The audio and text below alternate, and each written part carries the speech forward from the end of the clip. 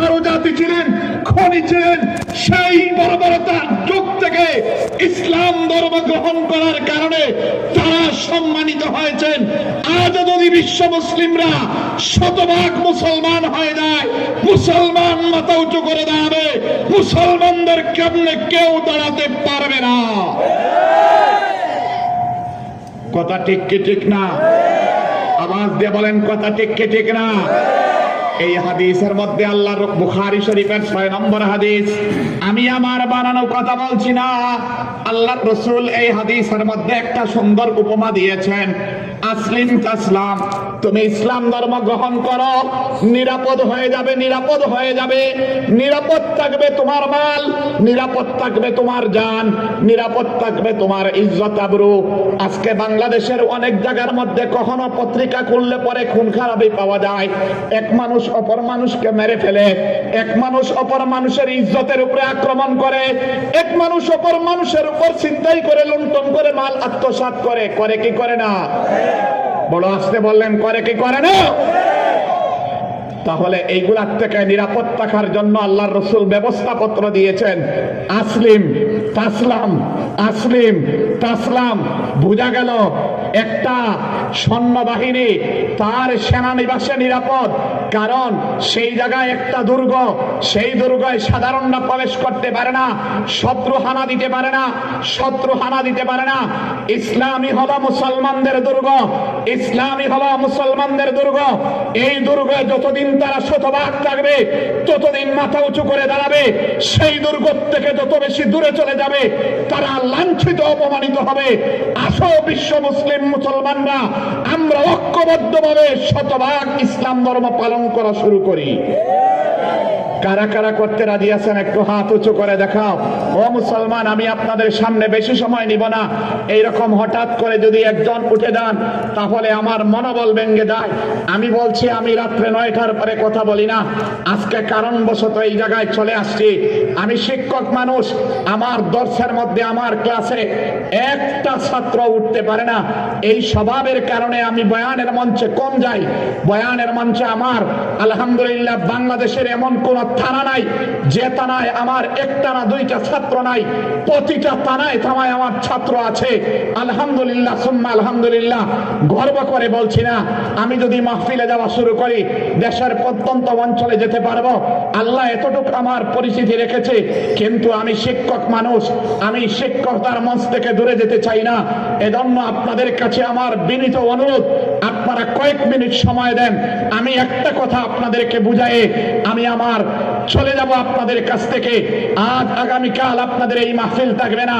একটাই কথা বলছিলাম, ইসলামকে আল্লাহ আমাদের জন্য দুর্গ বানিয়েছেন, ইসলামকে আমাদের জন্য আল্লাহ দুর্গ বানিয়েছেন। দুর্গের মধ্যে যখন সৈন্য ঢুকে যায়, সে নিরাপদ চলে আসে। এই রকম ভাবে আমরাও যদি ইসলামের মধ্যে শতভাগ চলে আসি, আমাদের সব নিরাপত্তায় চলে আসবে। একটা প্রমাণ পেশ করি। আপনারা জানেন ইসলামের দ্বিতীয় খলিফা ওমরে ফারুক রাদিয়াল্লাহু তাআলা আনহু, নাম শুনছেন নি? বড় আস্তে বললেন, নাম শুনেন নাই? আরে ওমরের নাম শুনলে পরে নাস্তিকরা, শয়তানরা সেই গলি দিয়ে চলাফেরা করতো না। এত প্রভাব ছিল হযরত ওমর রাদিয়াল্লাহু তাআলা আনহুর। ওমরে ফারুক রাদিয়াল্লাহু তাআলা আনহু 23 হিজরিতে ওনার শাসন আমলে হযরত আবু উবাইদা রাদিয়াল্লাহু তাআলা আনহু শাম এলাকা বিজয় করেছেন, শামের দিকে অগ্রসর হয়েছেন। সেই ফিলিস্তিনকে বিজয় করার জন্য গ্রাউ করেছেন। ফিলিস্তিনের কথা, ফিলিস্তিনে তখন খ্রিস্টানরা বসবাস করে। খ্রিস্টানরা বলবো, আমরা তোমাদের সাথে যুদ্ধ করব না, আমরা আমাদের দুর্গ তোমাদের হাতে তুলে দিব। একটা শর্ত, তোমাদের আমিরুল মুমিনিন হযরত ওমর ফারুক রাদিয়াল্লাহু তাআলা আনহু আসতে হবে। তিনি যদি এসে যান, আমরা কোন ধরনের রক্তপাতে যাব না, লড়াইতে যাব না, যুদ্ধে যাব না, মারামারিতে যাব না। আমরা আমাদের দুর্গ তোমাদের হাতে তুলে দিব, তোমরা শাসন করবে। তবে শর্ত হলো হযরত ওমরকে আসতে হবে। হযরত উমর রাদিয়াল্লাহু তাআলা যখন খবর পাইলেন ইসলাম আমাদের শান্তির ধর্ম, ইসলাম হানাহানি পছন্দ করে না, মারামারি পছন্দ করে না, প্রয়োজনবশত অপারেশন করার জন্য ইসলাম জিহাদ দিয়েছে, সন্ত্রাসবাদকে দমন করার জন্য ইসলাম সন্ত্রাসবাদকে দমন করার জন্য জিহাদ দিয়েছে, সন্ত্রাসকে লালন করার জন্য না। তবে যারা জিহাদ ফরজ, যারা জিহাদকে সন্ত্রাস বলবে তারাই প্রকৃত সন্ত্রাসী। কথা ঠিক কি ঠিক না? আল্লাহর রসুলের যুগে ৭৪টা জিহাদ হয়েছে, ২৭টা যুদ্ধে আল্লাহর রসুল সশরীরে অংশগ্রহণ করেছেন। এজন্য কোন মুসলমান কুরআনে কারীমের বর্ণিত জিহাদকে সন্ত্রাস বলতে পারবে না। যে সন্ত্রাস বলবে তার ঈমান থাকবে না। কথা ঠিক নেই? হযরত উমর ফারুক রাদিয়াল্লাহু তাআলা আনহু দেখলেন একটা এলাকায় যদি ইসলামের পতাকা উড্ডীন হয়ে যায়, মারামারি লাগে না, কানাকাটি লাগে না, তাহলেই তো এটা ভালো। সন্ধি হয়ে গেল, আমাদের হাতে একটা দেশ চলে আসলো নিরাপদে। তিনি সরকারি সকল ব্যস্ততা রেখে রওনা দিয়েছেন ফিলিস্তিনের দিকে। ভাই, মাত্র একটা ঘোড়া। কখনো তিনি নিজে আরোহণ করেন, কখনো উনার সফর সঙ্গী যে খাদিম সে আরোহণ করে। একবার রশি টানেন তিনি, আর একবার রশি টানেন খাদিম। আমাদের দেশের মধ্যে তো হযরত উমর ছিলেন 22 লক্ষ বর্গ কিলোমিটার আয়তনের রাষ্ট্রপ্রধান, আর আমাদের ৫৬,০০০ বর্গ কিলোমিটার। এর মধ্যে দেখা যায় একজন যদি সাধারণ কিছু হয়ে যায় তার পা মাটিতে পড়ে না। কথা ঠিক কি ঠিক না? আমি ওই দিকে যাব না, ওই দিকে যাব না। একটা কথা আপনাদেরকে বুঝাইতে চাচ্ছি। হযরত উমর ফারুক রাদিয়াল্লাহু তাআলা আনহু রওনা দিয়েছেন, উমরে ফারুক রওনা দিয়েছেন। এর মধ্যে হযরত উমর ফারুক রাদিয়াল্লাহু তাআলা আনহু যখন পৌঁছবেন, আবু উবাইদা ইবনুল জাররাহ রাদিয়াল্লাহু তাআলা আনহু তাকে সম্বর্ধনা দেওয়ার প্রস্তুতি নিয়েছেন। এমন অবস্থায় হযরত উমরের গায়ে আপনার এমন জামা, যে জামা তালি লাগানো ছিল। ইসলামের দ্বিতীয় খলিফা উমরুন ফিল জান্নাহ, জান্নাতের সার্টিফিকেট প্রাপ্ত সাহাবী। আল্লাহর রাসূল বলেন আমার পরে যদি কেউ নবী হতো হযরত ওমর নবী হইতেন। আল্লাহর রাসূল আল্লাহু আকবার, হযরত ওমরের মনের ইচ্ছা অনুযায়ী আল্লাহ ১৭-১৮ জায়গায় কুরআনের আয়াত অবতীর্ণ করেছে। হযরত উমর রাদিয়াল্লাহু তাআলা আনহু গায়ে তালি লাগা জামা। তারা হযরত আবু উবাইদা বললেন আপনি এমন ব্যক্তিদের কাছে যাচ্ছেন, এরা এই জামাগুলো দেখলে পরে, এই জামাগুলো দেখলে পরে আপনাকে নিয়ে ঠাট্টা করতে পারে। আরে মুসলমানদের রাজা বাদশার এই অবস্থা, আপনি দয়া করে পাঞ্জাবিটা পরিবর্তন করেন, এমন জামা পরিবর্তন করেন যে জামার মধ্যে তালি লাগানো না, তালি লাগানো না। আল্লাহু আকবার। হযরত উমর রাদিয়াল্লাহু তাআলা আনহু আবু উবাইদাকে লক্ষ্য করে বললেন, ও আবু উবাইদা, এই কথা যদি অন্য কেউ প্রস্তাব দিত তাহলে মানা যাইত। তুমি তো রাসূলের সাহাবী, তুমি তো রাসূলের সাহাবী, তোমাকে আল্লাহর রাসূল উপাধি দিয়েছেন লিকুল্লি উম্মাতিন আমিনুন ওয়া আমিনু হাদিহিল উম্মাহ আবু উবাইদা ইবনুল জাররাহ। প্রত্যেক জাতির একজন আমানতদার আছে। এই উম্মতে মুহাম্মাদের সবচেয়ে বড় আমানতদার হলো আবু উবাইদা ইবনুল জাররাহ রাদিয়াল্লাহু তাআলা আনহু। আল্লাহু আকবার। তাকে লক্ষ্য করে বললেন, ও আবু উবাইদা শোনো, আমরা একটা অপদস্থ জাতি ছিলাম, আমরা একটা অপমানিত জাতি ছিলাম, আমরা একটা অত্যন্ত নেককারজনক কাজের মধ্যে জড়িত একটা জাতি। আযানাল্লাহু বিল ইসলাম, আল্লাহ আমাদেরকে ইসলাম দিয়ে সম্মানিত করেছেন। শোনো, এই জামার মধ্যে মুসলমানদের সম্মান না, পদের মধ্যে মুসলমানদের সম্মান না, ক্ষমতার মধ্যে মুসলমানদের সম্মান না, পদ পদবী অর্থের মধ্যে মুসলমানদের সম্মান আল্লাহ রাখেন নাই, পোশাকের মধ্যে মুসলমানদের সম্মান রাখেন নাই, মুসলমানদের সম্মান রেখেছেন ইসলামে। বলেন মুসলমানদের সম্মান কিসে রেখেছেন? ইসলাম শব্দটা বলতে ভালো লাগে না? বলেন মুসলমানদের সম্মান কিসে রেখেছেন? আওয়াজ দিয়ে বলেন কিসে রেখেছেন? হযরত উমর বললেন, মাহমা নাতলুবুল ইজ্জাতা বিগাইরি মা আযানাল্লাহ। আল্লাহ আল্লাহ যে বস্তু দিয়ে আমাদেরকে সম্মানিত করেছেন, সেই ইসলামের বাইরে গিয়া যদি কোনো বস্তুর মাধ্যমে ইজ্জত অনুসন্ধান করি, ইজ্জতের তালাশ করি, আমরা অপমানিত হব, অপদস্থ হব। এজন্যই আমি আপনাদেরকে বলছি, ইসলাম আমাদের দুর্গ, ইসলাম আমাদেরকে রক্ষা করবে, ইসলাম আমাদেরকে সম্মানিত করবে। আজকে মুসলমানরা ফিলিস্তিনে মার খাচ্ছে, সুদানে মার খাচ্ছে, কাশ্মীরে মার খায়। মুসলমানরা ভারতে 800 বছর শাসন করলো, আজ কোসাই মোদির সদস্যদের কাছে মুসলমানরা নির্যাতিত, আর কানে মুসলমানরা নির্যাতিত। রোহিঙ্গার কথা তো আপনারা সকলেই জানেন। এর একমাত্র কারণ হলো আমরা ইসলাম ছেড়ে দিয়েছি। এজন্য ইসলামকে ধারণ করার জন্য কারা কারা প্রস্তুত আছেন? করব তো ইনশাআল্লাহ। হাত এইভাবে নাড়াইয়া বলেন, ইসলামকে বুকে ধারণ করব তো। আল্লাহ আমাদেরকে তৌফিক দান করুন। আমি আসিয়া পাইছি, অত্যন্ত গুরুত্বপূর্ণ নসিহত করে গেছেন আমাদের ডালকানগরের হযরত। আর কথা বলতে হবে না, আমি 10 মিনিটের মধ্যে আপনাদেরকে ছেড়ে দিব। সারা রাত বয়ান হলো, ফজরের নামাজ পড়লাম না, এমন মাহফিলে আমরা কোনো উপকৃত হতে পারবো না। কথা ঠিক কি ঠিক না? আমাদের মাদানীনগর মাদ্রাসা আপনাদের সবচেয়ে বড় পাশের মাদ্রাসা। এই মাদ্রাসায় রাত্রে 9টার পরে কোনো মাহফিল হয় না। এজন্য মাহফিল কর্তৃপক্ষের সময়ের পরিবর্তন করা দরকার। জোহর পরে শুরু করব, রাত্রে 9টা 10টার মধ্যে শেষ করে দিব। একজন মানুষ যেন নিয়মিত সময়ে ঘুমাইয়া ফজরের নামাজ জামাতের সাথে আদায় করতে পারে। কথা ঠিক কি ঠিক না? এজন্য ভাই, আমি আপনাদের কাছে সময় চাচ্ছি মাত্র 10 থেকে 15 মিনিট। এই 15 মিনিট সময়ের মধ্যে আমি একটা বিষয় আপনাদেরকে জিজ্ঞাসা করতে চাই। ও ভাই, আমাদের যদি গন্তব্য হয় গাউসিয়া মার্কেটে যাওয়ার জন্য আমাদেরকে 5টা জিনিস লাগবে। সেই গন্তব্যে পৌঁছার জন্য গাউসিয়া মার্কেট আমার যদি একটা, মনে করেন আপনি টার্গেট করেছেন আজকে গাউসিয়া মার্কেটের মধ্যে যাবেন, সেই গন্তব্যে পৌঁছার জন্য আমাদেরকে 5টা জিনিস লাগবে। একটা হলো দেহ, একটা হলো শরীর। শরীর ছাড়া আপনি গন্তব্যে পৌঁছতে পারবেন না। শুধু দেহ থাকলেই হবে না, তার মধ্যে প্রাণ থাকতে হবে, জান থাকতে হবে। যদি প্রাণ আর জান না থাকে, তাহলে সেই দেহটা লাশ, সেই দেহটা মৃত দেহ গাউসিয়ায় পৌঁছতে পারবে না। শুধু জান থাকলেই হবে না, তার মধ্যে শক্তি থাকতে হবে, শক্তি থাকতে হবে।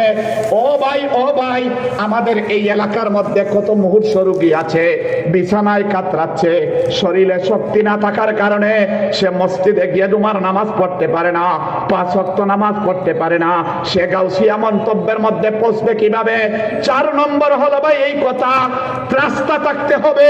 সব কিছু আছে, রাস্তা নাই, তাহলে গাউসিয়ায় জাম লাগলেই আমরা পৌঁছতে পারি না। আর যদি ভাই জ্যাম লাগার কারণে আটকে থাকি, আর যদি রাস্তা না থাকে, তাহলে গাউসিয়া মার্কেটে গিয়ে পৌঁছবো কিভাবে? 5 নম্বর হলো চোখ থাকতে হবে, চোখ থাকতে হবে।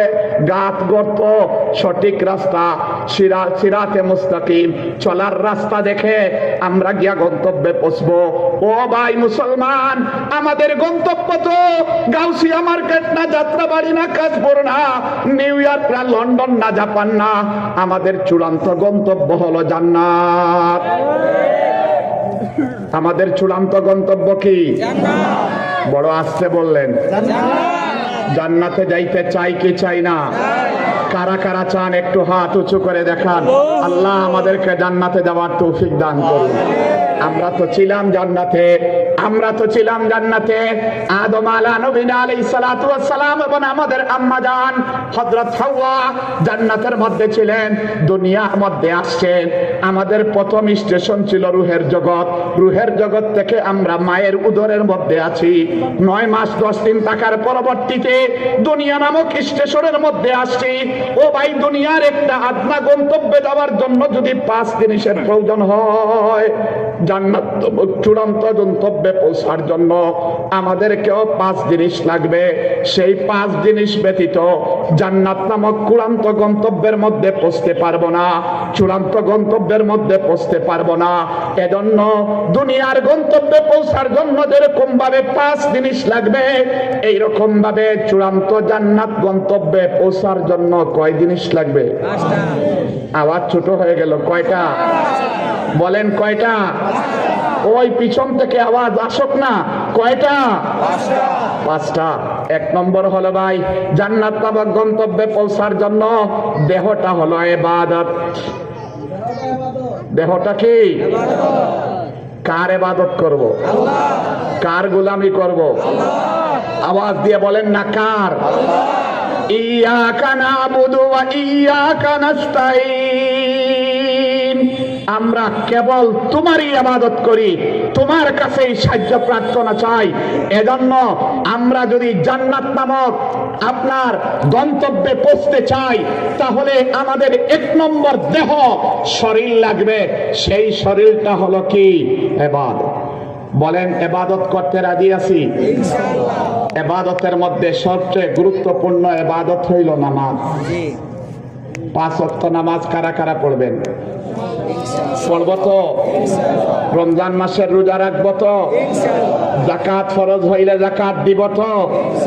হজ ফরজ হইলে হজ করব তো? কোরআন তিলাওয়াত করব, জিকির আজকার করব, পাড়া প্রতিবেশীর হক আদায় করব। ও ভাই, আমর বিল মারুফ নহি আনিল মুনকার, ভালো কাজের আদেশ করব, খারাপ কাজ থেকে নিষেধ করব। তাহলেই আমি ইবাদত হবে। আমি শর্ট করে বলছি, 2 নম্বর হলো সেই ইবাদতের মধ্যে, সেই ইবাদতটা হলো দেহ, এটা হলো শরীর। ইবাদতের মধ্যে আপনার প্রাণ থাকতে হবে, সেই প্রাণটার নাম হলো ইখলাস। আমি আপনি যা কিছু করি ইবাদত, এইটা হতে হবে কাকে রাজি করার জন্য? না প্রধান অতিথি আর বিশেষ অতিথিকে রাজি করার জন্য, মেয়র আর ইলেকশন এমপি সাহেবকে খুশি করার জন্য। বলেন, ইবাদত করব কার জন্য? নামাজ পড়ব কার জন্য? রোজা রাখবো কার জন্য? দান খায়রাত করব কার জন্য? ইন্না সালাতি ওয়া নুসুকি ওয়া মাহইয়ায়া ওয়া মামাতি লিল্লাহি রাব্বিল আলামিন। আমার নামাজ, আমার ইবাদত, আমার জীবন, আমার মরণ, আমার দান, আমার সাদকা, আমার কথাবার্তা সব কিছু হতে হবে কার জন্য? এজন্য ইখলাস, এইটা হলো ইবাদতের প্রাণ, এইটা হলো ইবাদতের জান। যে ইবাদতের মধ্যে ইখলাস আছে, সেই ইবাদত আল্লাহর দরবারে কবুল হবে।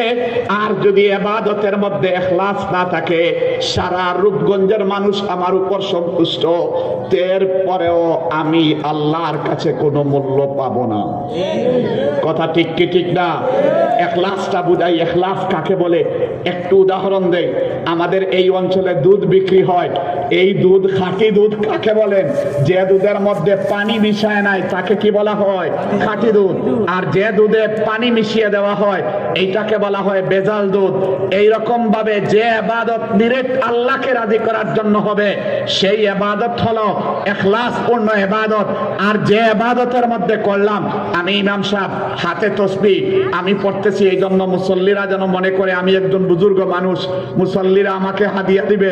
আমি বয়ান করলাম আপনাদেরকে খুশি করার জন্য, এরা যেন আমাকে হাদিয়া বেশি দেয়, অথবা মুতাওয়াল্লি সাহেব যেন আমাকে একজন বুজুর্গ মনে করে।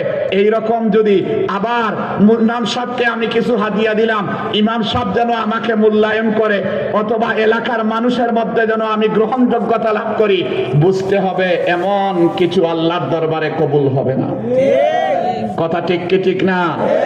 আমাদের সমাজের মধ্যে এখন মনে করুন এইটা আপনার 10 টাকা একটা নোট, সেই 10 টাকা নোট দিতেও ফেসবুকে ছবি দেওয়া লাগে। কথা ঠিক কি ঠিক না? বলেন, দান কার জন্য? দান কার জন্য? না দানবীর লেখার জন্য? হ্যাঁ, আমি আমার সময় 10 মিনিটের চেয়ে 15 মিনিটের চেয়ে বেশি হয়ে যাবে, এজন্য বিস্তারিত বলতে যাব না। 3 নম্বর হলো শুধু ইখলাস হইলে চলবে না, শুধু ইখলাস হইলে চলবে না, শক্তি লাগবে। সেই শক্তিটা হলো ভাই ইহসান। উত্তম ভাবে ইবাদত করতে হবে। হযরত জিবরিল আলা নবীনা আলাইহিস সালাতু ওয়াস সালাম, আল্লাহর রাসূলের জীবনের শেষ পর্যায়ে জিবরাইল আল্লাহর রাসূলের কাছে অপরিচিত মানুষের আকৃতি ধারণ করে এসে প্রশ্ন করেছেন 5টা। এর মধ্যে একটা প্রশ্ন হলো আখবিরনি আনিল ইহসান, যান, ও নবী কিভাবে উত্তম ভাবে ইবাদত করতে পারবো, দৃঢ়তার সাথে ইবাদত করব, মজবুতির সাথে ইবাদত করব, শক্তিশালী হয়ে ইবাদত করব, এমন পদ্ধতি আপনি আমাকে বলে দিন। আল্লাহর রাসূল বলেন, দুই পদ্ধতিতে ইবাদত করো। আনতা আবুদাল্লাহ কান্নাকা তারা ফাইন লাম তাকুন তারা ফাইন্নাহু ইয়ারাক। তুমি এমন ভাবে ইবাদত করো, এমন মন নিয়া, যেন তুমি তোমার মন দিয়ে আল্লাহকে দেখতে পাচ্ছ। আর এই মানসিকতা যদি তৈরি করতে না পারো, তাহলে এই কথা বিশ্বাস করো, আল্লাহ আমাকে দেখতেছেন। বলেন, আল্লাহ আমাদেরকে দেখতেছেন কিনা? বলেন, কারা কারা হাত নাড়াইয়া স্বীকার করেন আল্লাহ আমাদেরকে দেখতেছেন কিনা? আল্লাহ আমাদেরকে দেখতেছেন। ওই জন্য ভাই ইবাদত এই মন নিয়া করতে হবে। মনে করেন আমার সাথে যিনি বসা আছেন, ওনার একটা ফ্যাক্টরি আছে, ফ্যাক্টরির মালিক তিনি, সেই জায়গার মধ্যে 300 কর্মচারী আছে। সেই কর্মচারী যদি এই কথা বলে, দেখ বুঝে মালিক আমাকে ফলো করতেছে, কাজের গতির মধ্যে একটা হবে। আর যদি এই কথা বলে, আমি কাজ করছি, মালিক আমাকে দেখছে না, আমি আকে দেখছে না, তাহলে কাজ একটু ডালা হবে কি হবে না? এজন্য কোন মুমিন যখন এই কথা ভাববে, আমি যখন আল্লাহু আকবার বলতে দাঁড়াচ্ছি, আমার আল্লাহ আমাকে দেখতেছেন, আমার আল্লাহ আমাকে দেখতেছেন, তখন নামাজের কোয়ালিটি এমন হবে। আল্লাহ আমাদের একজন বুজুর্গ ছিলেন, আল্লাহু আকবার, আল্লাহু আকবার, বিশরে হাফি রহমাতুল্লাহি আলাইহি, তিনি বলেন, আমার মনের মধ্যে যখন এই ভাবটা আসতো, ডান দিকে আমার জান্নাত, বাম দিকে আমার জাহান্নাম, সামনে হলেন আল্লাহ, এই মন যখন আসতো, তখনই আমি আল্লাহু আকবার বলে নামাজ পড়া শুরু করতাম। এজন্য ভাই, কোন মানুষ নামাজ দিয়া সবকিছুর ফয়সালা করেছে। হাসান বসরি রহমতুল্লাহি আলাইহি একজন বুজুর্গ ছিলেন, উনার বাড়িতে একবার রাবিয়া বসরিয়া, আপনার মহিষী নারী ছিলেন, নেককার নারী ছিলেন, উনার বাড়িতে গেছেন কিছু কথাবার্তা শোনার জন্য, বলার জন্য। গিয়া দেখা যায় উনার বাড়িতে নাই, উনি দেখা যায় সমুদ্রের পানির উপর যায় নামাজ বিছাইয়া নামাজ পড়তেছে। রাবিয়া বসরিয়া দেখলেন, সে তো যা শুরু করছে, সাধারণ মানুষরা অনেক সমস্যায় পড়বে এইগুলা দেখলে পরে। উনি কি করছেন, আকাশের শূন্য স্থানের বাতাসের মধ্যে যায় নামাজ বিছাইয়া নামাজ পড়া শুরু করছে। আল্লাহু আকবার, বলেন না ভাই, আল্লাহু আকবার। যায় নামাজ দিয়া ফয়সালা করেছেন, নামাজ উভয় জনের শেষ হয়েছে। রাবিয়া বসরিয়া হাসান বসরিকে লক্ষ্য করে বলেন, আরে পানির উপরে শূন্য, পানিটা নরম, দাঁড়ানো যায় না, তুমি যায় নামাজ বিছাইয়া নামাজ পড়তেছ, এটা আপনার বুজুর্গি না, শূন্যর মধ্যে দাঁড়াইয়া নামাজ পড়তেছ, এইটার নাম বুজুর্গি না। ভারতবর্ষের মধ্যে একটা হিন্দু এমন সাধনা করছে আকাশের মধ্যে কোন প্রকারের মাধ্যম উপকরণ ব্যতীত শূন্যে উঠতে থাকে, আর মুসলমানদেরকে চ্যালেঞ্জ দেয়, আমাদের ধর্ম সত্য, এজন্য আমাদের এই ক্ষমতা, তোমরা যদি তোমাদের ধর্ম সত্য হয়, আসো আকাশের মধ্যে উড়িয়া দেখাও। এমন অবস্থায় শাহ আব্দুল আজিজ মুহাদ্দিসে দেলভী রাহমাতুল্লাহি আলাইহির কাছে খবর আসছে, একজন হিন্দু সাধক সাধনা করে এই পরিস্থিতিতে সে মুসলমানদেরকে চ্যালেঞ্জ দিচ্ছে, আর ইসলাম আর মুসলমানের সাধারণ মানুষরা সমস্যার মধ্যে পড়তেছে, সে চ্যালেঞ্জ দিচ্ছে। শাহ আব্দুল আজিজ কি করলেন, উনার জুতাকে এইভাবে নিক্ষেপ করছেন। জুতা কোন ধরনের মাধ্যম আর উপকরণ ব্যতীত, ওই ব্যক্তি যখন হিন্দু সাধক আকাশের মধ্যে উঠতেছে, জুতা নিজে গিয়া এইরকম ভাবে আঘাত করে করে তাকে আকাশ থেকে নামিয়েছে। এই জন্য ইন্না মিন ইবাদিল্লাহ লাউ আকসামা আলাল্লাহি লা আবাররা, আল্লাহর বান্দাদের মধ্যে এমন বান্দা আছে, আল্লাহর কাছে যদি কিছু বলে ফেলে, আল্লাহ তাদের এই শপথ পূর্ণ করে দেন। শাহজালাল মুজাররদ ইয়ামানি যখন আপনার গোল গোবিন্দ আপনাকে বিজয় করলেন, তার সিংহাসন চূর্ণ বিচূর্ণ করলেন, তার সফর সঙ্গীরাও সুরমা নদীতে যায় নামাজের উপরে নামাজ পড়েছিলেন। এইগুলার নাম বুজুর্গি না? বুজুর্গি হলো রাসূলের সুন্নাত অনুযায়ী জীবন যাপন করার নাম বুজুর্গি। কথা ঠিক কি ঠিক না? কথা লম্বা হয়ে যাচ্ছে ভাই। তো 3 নম্বর বিষয় হলো শক্তি, 4 নম্বর বিষয় হলো রাস্তা। 4 নম্বর বিষয় জান্নাতে যাওয়ার জন্য সেই রাস্তাটা কি? সেই রাস্তার নাম হলো ইসলাম, সেই রাস্তার নাম হলো শরীয়ত। আল্লাহ কোরআনে কারীমের মধ্যে বলেন, সুম্মা জাআলনাকা আলা শরীআতিন মিনাল আমরি ফাত্তাবিহা ওয়া লা তাত্তাবি আল্লাযীনা লা ইয়ালামুন। ও নবী, আপনাকে দ্বীনে ইসলামের নামে একটা শরীয়তের উপরে প্রতিষ্ঠিত করেছি, আপনি তার অনুসরণ করেন। এজন্য ভাই এটা হলো রাস্তা।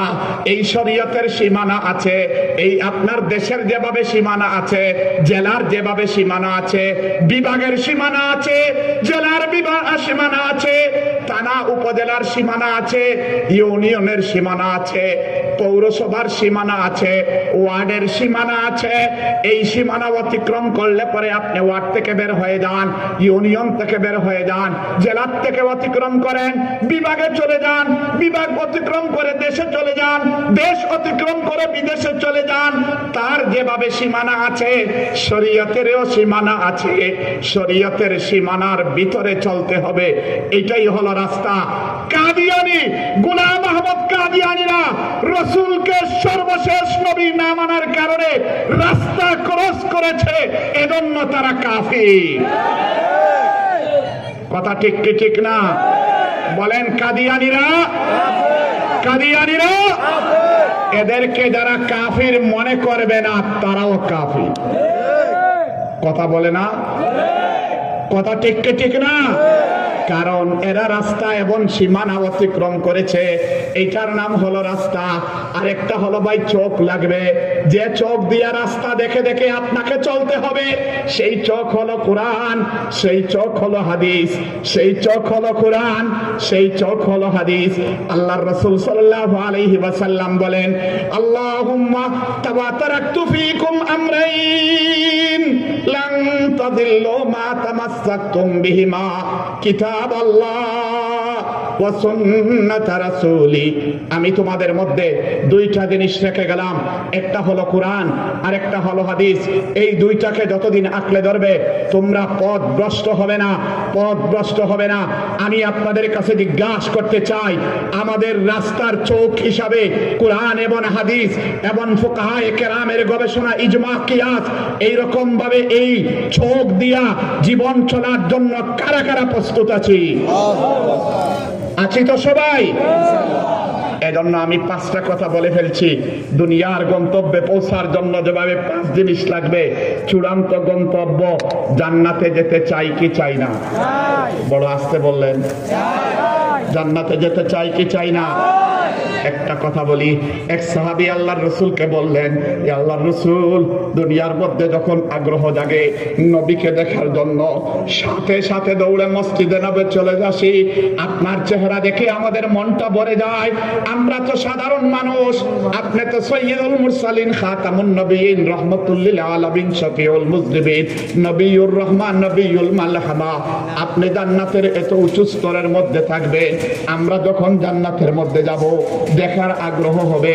আমরা কিভাবে দেখব? ইন্নী আসআলুকা মুরাফাকাতাকা ফিল জান্নাহ, আমি আপনার জান্নাতে সঙ্গী হতে চাই, যেন দুনিয়ার মধ্যে যেভাবে আপনাকে আমরা দেখেছি জান্নাতের মধ্যেও যেন আমরা আপনাকে দেখতে পাই, আপনার সঙ্গী হতে চাই। আল্লাহর রাসূল বললেন, তাহলে একটা কাজ করো, একটা কাজ করো, আইনি আলাইকা বিকাসরাতিকাস সুজুদ, বেশি বেশি নামাজ পড়ে তুমি আমাকে সহযোগিতা করো। তুমি যদি বেশি 5 ওয়াক্ত নামাজ পড়ো, তাহাজ্জুদের নামাজ পড়ো, আওয়াবিনের নামাজ পড়ো, ইশরাকের নামাজ পড়ো, তাসবিহের নামাজ পড়ো, তাহলে তুমি আমার সঙ্গে জান্নাতে থাকতে পারবে। জান্নাতে যেতে চাই কি চাই না?